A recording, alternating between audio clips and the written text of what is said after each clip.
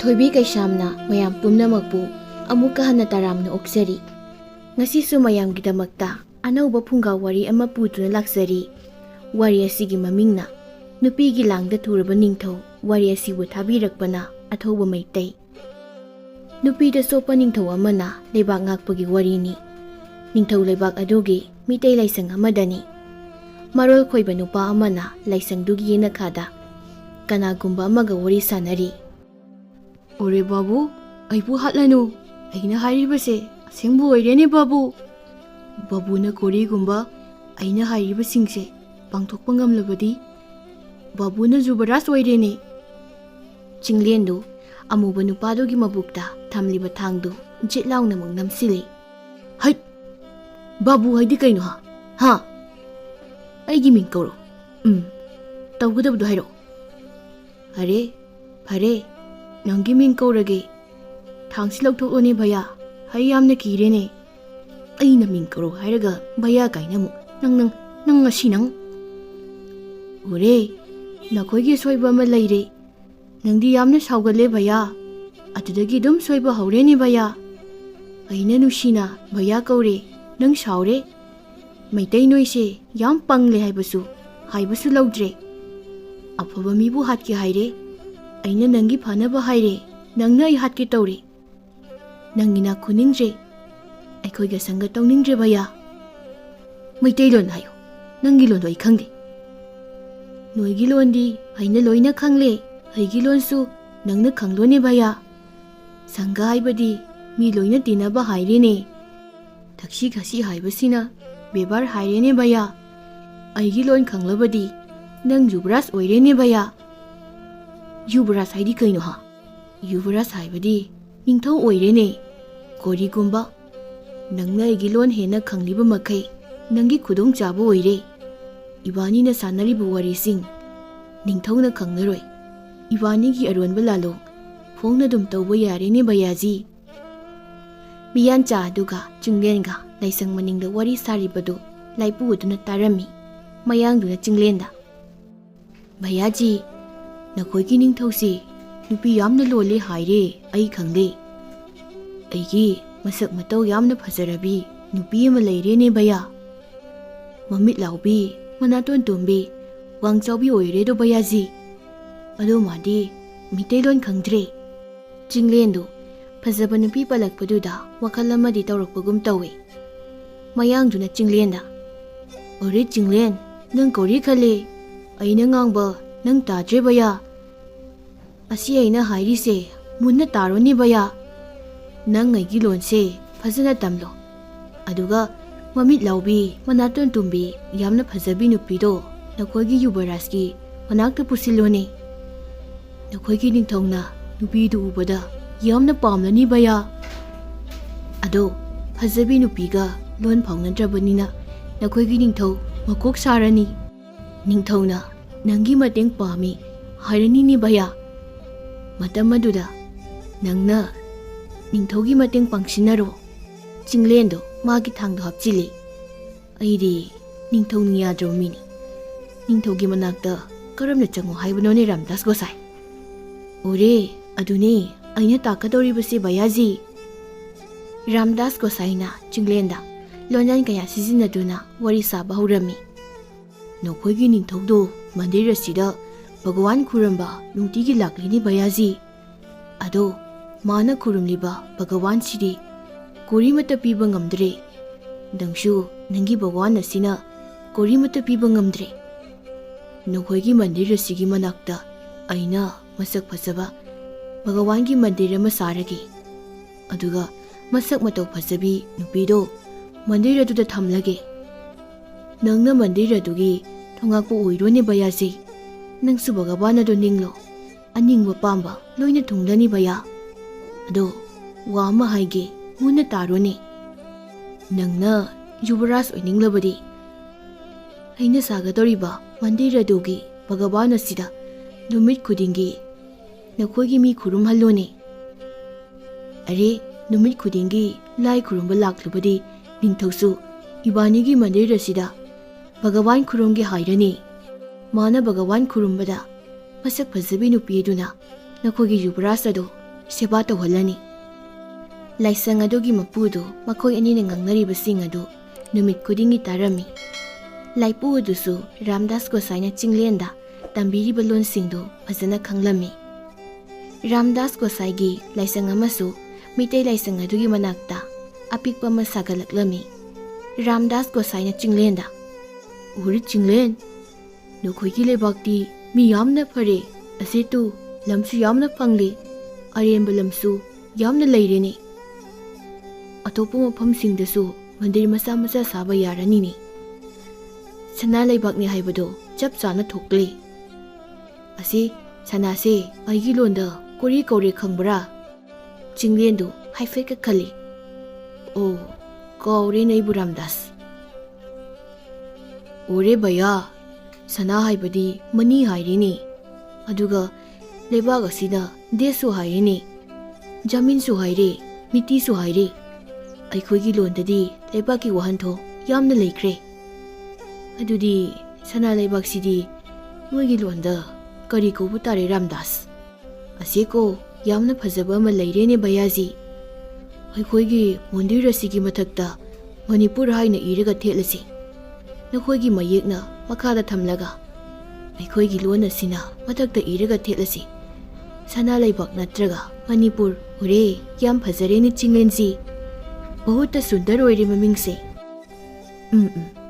ꯕꯍꯨꯠꯇ ꯁꯨꯟꯗꯔ ꯑꯣꯏꯔꯦ ꯔꯥꯝꯗꯥꯁ꯫ ꯂꯥꯏꯁꯪꯁꯦ ꯍꯟꯗꯛꯀꯤ ꯊꯥꯁꯤꯗ ꯂꯣꯏꯁꯤꯟꯅꯕ ꯇꯧꯁꯤ꯫ ꯅꯤꯡꯊꯧ ꯈꯨꯕꯝ ꯃꯨꯅꯤꯡꯕꯅ ꯊꯤꯜꯂꯕꯅꯤꯅꯦ ꯗꯤ ꯔꯥꯝꯗꯥꯁ꯫ ꯏ ꯃꯔꯤ ꯑꯣꯏꯔꯕꯁꯨ ꯌꯦꯛꯅꯕꯗꯒꯤ ꯍꯦꯜꯂꯕꯅꯤ ꯃꯍꯥꯛꯇꯣ꯫ ꯀꯣꯔꯤꯁꯨ ꯈꯟꯒꯅꯨ ꯆꯤꯡꯂꯦꯟꯁꯤ, ꯑꯩꯒꯤ ꯄꯩꯁꯥ ꯌꯥꯝꯅ ꯂꯩꯔꯦ꯫ ꯄꯩꯁꯥ ꯍꯥꯏꯕꯗꯤ ꯅꯈꯣꯏꯒꯤ ꯂꯣꯟꯗ ꯁꯦꯜ ꯑꯣꯏꯔꯦꯀꯣ꯫ ꯔꯥꯝꯗꯥꯁ ꯒꯣꯁꯥꯏꯗꯨ ꯃꯆꯤꯜꯗꯨ ꯈꯨꯠꯅ ꯈꯨꯝꯂꯒ ꯂꯩꯊꯣꯛꯂꯒ ꯃꯇꯨꯝꯇ ꯅꯣꯛꯏ꯫ "ꯍꯤꯍꯤ, ꯑꯁꯤꯒꯤ ꯑꯄꯪꯕ ꯑꯁꯤꯁꯨ ꯑꯩꯒꯤ ꯂꯥꯡꯗ ꯊꯨꯔꯦꯅꯦ꯫ ꯃꯥꯒꯤ ꯑꯁꯦꯡꯕ ꯌꯦꯛꯅꯕꯗꯤ ꯑꯩ ꯑꯣꯏꯔꯦꯅꯦ, ꯑꯗꯣ ꯃꯥꯗꯤ ꯈꯪꯗ꯭ꯔꯦꯅꯦ꯫ ꯁꯅꯥ ꯂꯩꯕꯥꯛ ꯃꯅꯤꯄꯨꯔꯁꯦ ꯑꯩꯒꯤ ꯙꯔꯃ ꯁꯟꯗꯣꯛꯄ ꯌꯥꯝꯅ ꯂꯥꯏꯔꯦ꯫ ꯃꯕꯨꯛ ꯐꯠꯇꯕ ꯑꯄꯪꯕꯁꯤꯡꯁꯦ ꯑꯩꯒꯤ ꯐꯨꯔꯤꯈꯥꯎꯗ ꯍꯥꯞꯆꯤꯜꯂꯒ ꯁꯤꯖꯤꯟꯅꯅꯤꯡꯕ ꯃꯑꯣꯡꯗ ꯁꯤꯖꯤꯟꯅꯕ ꯌꯥꯔꯦ꯫ ꯔꯥꯝꯗꯥꯁ ꯑꯩꯒꯤ ꯀꯣꯛꯀꯤ ꯍꯩꯁꯤꯡꯕꯁꯦ ꯎꯠꯂꯒ ꯑꯩꯁꯦ ꯂꯥꯏ ꯑꯃꯒꯨꯝ ꯎꯍꯜꯂꯒꯦ꯫ ꯔꯥꯝꯗꯥꯁꯀꯤ ꯖꯩ ꯍꯣ." ꯊꯥ ꯑꯃ ꯍꯧꯈ꯭ꯔꯦ꯫ ꯔꯥꯝꯗꯥꯁ ꯒꯣꯁꯥꯏꯒꯤ ꯂꯥꯏꯁꯪꯗꯨꯁꯨ ꯁꯥꯕ ꯂꯣꯏꯁꯤꯜꯂꯝꯃꯤ꯫ ꯔꯥꯝꯗꯥꯁ ꯑꯄꯤꯛꯄ ꯂꯥꯏꯁꯪ ꯑꯃ ꯁꯥꯁꯤ ꯍꯥꯏꯕꯗꯨ ꯑꯆꯧꯕ ꯂꯥꯏꯁꯪ ꯑꯃ ꯑꯣꯏꯔꯝꯂꯦ꯫ ꯌꯦꯡꯕꯗꯁꯨ ꯄꯨꯛꯅꯤꯡ ꯍꯨꯅ ꯐꯖꯔꯝꯃꯤ꯫ ꯑꯎꯕ ꯃꯤ ꯈꯨꯗꯤꯡꯃꯛ ꯔꯥꯝꯗꯥꯁꯀꯤ ꯂꯥꯏꯁꯪꯗ ꯆꯪꯅꯤꯡꯂꯝꯃꯤ꯫ ꯂꯩꯕꯥꯛ ꯑꯗꯨꯒꯤ ꯅꯤꯡꯊꯧꯁꯨ ꯔꯥꯝꯗꯥꯁꯀꯤ ꯄꯨꯛꯅꯤꯡ ꯍꯨꯅ ꯐꯖꯔꯕ ꯂꯥꯏꯁꯪꯗꯨ ꯎꯕꯗ ꯑꯉꯛꯄ ꯑꯃꯗꯤ ꯐꯥꯎꯔꯝꯃꯤ꯫ ꯅꯤꯡꯊꯧꯅ ꯃꯅꯥꯏ ꯑꯃꯗ, "ꯏꯅꯥꯏꯁꯥ, ꯂꯥꯏꯁꯪ ꯑꯁꯤꯗꯤ ꯀꯔꯝ ꯀꯥꯟꯗ ꯁꯥꯈꯤꯕꯅꯣ? ꯄꯨꯛꯅꯤꯡ ꯍꯨꯅ ꯐꯖꯈ꯭ꯔꯦꯗ꯫ ꯅꯍꯥꯟ ꯃꯈꯩꯗꯤ ꯅꯣꯡꯆꯨꯞ ꯃꯥꯏꯀꯩ ꯑꯁꯤ ꯐꯛꯂꯣꯡꯅ ꯋꯥꯡꯅ ꯈꯥꯒꯠꯂꯒ ꯊꯝꯕꯅꯤꯅ ꯎꯗ꯭ꯔꯦꯅꯦ." ꯂꯥꯟꯃꯤ ꯑꯃꯅ, "ꯏꯅꯤꯡꯊꯧ, ꯑꯩ ꯂꯥꯏꯄꯨ ꯑꯁꯤꯗ ꯑꯃꯨꯛꯇ ꯍꯪꯂꯛꯈꯤꯒꯦ." "ꯏꯄꯨ, ꯇꯥꯔꯤꯕ꯭ꯔꯣ?" ꯂꯥꯏꯄꯨꯗꯨ ꯃꯩꯇꯩ ꯂꯥꯏꯁꯪꯗꯒꯤ ꯊꯣꯛꯂꯛꯏ꯫ "ꯏꯕꯨꯡꯉꯣ, ꯀꯔꯤ ꯇꯥꯛꯄꯤꯒꯗꯕ?" ꯏꯅꯤꯡꯊꯧꯅ ꯀꯧꯔꯤ꯫ "ꯐꯅꯤ ꯐꯅꯤ ꯏꯕꯨꯡꯉꯣ." ꯂꯥꯏꯄꯨꯗꯨ ꯅꯤꯡꯊꯧꯒꯤ ꯃꯅꯥꯛꯇ ꯆꯪꯉꯤ꯫ ꯅꯤꯡꯊꯧꯅ ꯂꯥꯏꯄꯨ ꯑꯗꯨꯗ, "ꯅꯣꯡꯆꯨꯞ ꯊꯪꯕꯗ ꯑꯅꯧꯕ ꯂꯥꯏꯁꯪ ꯑꯃ ꯁꯥꯒꯠꯂꯛꯂꯤꯕꯁꯤꯕꯨ ꯀꯅꯥꯒꯤꯅꯣ ꯏꯄꯨ? ꯂꯥꯏꯁꯪ ꯑꯁꯤ ꯃꯑꯣꯡ ꯃꯇꯧ ꯑꯁꯤ ꯃꯁꯛ ꯐꯖꯩꯅꯦ꯫ ꯀꯅꯥꯒꯤ ꯃꯈꯨꯠꯅꯣ ꯈꯪꯅꯤꯡꯈ꯭ꯔꯦꯗ." "ꯏꯅꯤꯡꯊꯧ, ꯑꯩꯈꯣꯏꯒꯤ ꯂꯥꯏꯅꯤꯡꯃꯛꯇꯤ ꯅꯠꯇ꯭ꯔꯦ ꯑꯁꯤꯒꯤ ꯂꯥꯏꯁꯪ ꯑꯁꯤ꯫ ꯅꯣꯡꯆꯨꯞꯂꯣꯝꯗꯒꯤ ꯆꯪꯁꯤꯜꯂꯛꯄ ꯃꯍꯤꯛ ꯃꯈꯜ ꯑꯃꯅꯤ꯫ ꯑꯩꯈꯣꯏꯕꯨ ꯆꯥꯊꯣꯛꯀꯗꯕꯒꯤ ꯉꯥꯏꯗꯨꯅ ꯂꯩꯔꯕ ꯃꯍꯤꯛ ꯃꯈꯜ ꯑꯃꯈꯛꯀꯤ꯫ ꯑꯃ ꯑꯅꯤꯁꯨ ꯆꯥꯕ ꯍꯧꯈ꯭ꯔꯦ." ꯅꯤꯡꯊꯧ ꯑꯗꯨꯗꯤ ꯔꯥꯝꯗꯥꯁ ꯒꯣꯁꯥꯏꯒꯤ ꯂꯥꯏꯁꯪ ꯑꯗꯨꯗ ꯃꯤ ꯇꯥꯈ꯭ꯔꯦ꯫ ꯅꯤꯡꯊꯧꯗꯨ ꯂꯥꯏꯁꯪ ꯑꯗꯨꯗ ꯃꯨꯟꯅ ꯌꯦꯡꯂꯒ ꯂꯥꯏꯄꯨꯗ ꯍꯥꯏꯔꯛꯏ꯫ "ꯐꯅꯗꯤ ꯐꯖꯩ ꯍꯥꯏꯕꯕꯨ ꯑꯁꯨꯛ ꯀꯨꯏꯕꯁꯤ ꯅꯤꯡꯊꯧ ꯑꯩꯒꯤ ꯑꯌꯥꯕ ꯌꯥꯎꯗꯅ ꯂꯥꯏꯁꯪ ꯑꯁꯤ ꯁꯥꯕꯗꯤ ꯃꯇꯤꯛ ꯂꯩꯕ ꯀꯅꯥꯅꯣꯅꯦ? ꯁꯤꯕꯒꯤ ꯆꯩꯔꯥꯛ ꯄꯤꯒꯅꯤ ꯑꯩꯅ." ꯇꯥꯟꯖꯥ ꯑꯗꯨꯗ ꯔꯥꯝꯗꯥꯁ ꯒꯣꯁꯥꯏꯅ ꯄꯨꯔꯛꯄ ꯃꯁꯛ ꯃꯇꯧ ꯐꯖꯔꯤꯕꯤ ꯅꯨꯄꯤ ꯑꯗꯨ ꯂꯥꯏꯁꯪ ꯑꯗꯨꯒꯤ ꯃꯅꯨꯡꯗꯒꯤ ꯊꯣꯛꯂꯛꯏ꯫ ꯅꯤꯡꯊꯧꯗꯨ ꯃꯇꯤꯟ ꯀꯨꯠ ꯂꯥꯎꯅ ꯌꯣꯠꯂꯤ꯫ "ꯏꯁ, ꯅꯨꯄꯤꯅꯤꯅ ꯁꯤꯗꯤ ꯀꯔꯤꯅꯣ? ꯑꯩꯒꯤ ꯂꯥꯏꯕꯛꯇꯒꯤ ꯍꯨꯃꯥꯡ ꯇꯥꯔꯛꯂꯤꯕꯁꯤꯅ? ꯃꯁꯛꯁꯤꯗꯤ ꯑꯣꯟꯊꯣꯛꯅ ꯐꯖꯈ꯭ꯔꯦꯗ꯫ ꯆꯥꯕꯗ ꯍꯥꯎꯒꯗꯕ ꯃꯥꯜꯂꯤꯅꯦ."